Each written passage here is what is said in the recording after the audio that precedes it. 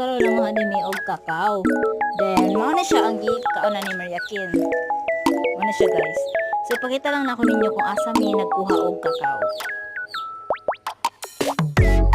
So guys, dagan jud kini siyang bunga.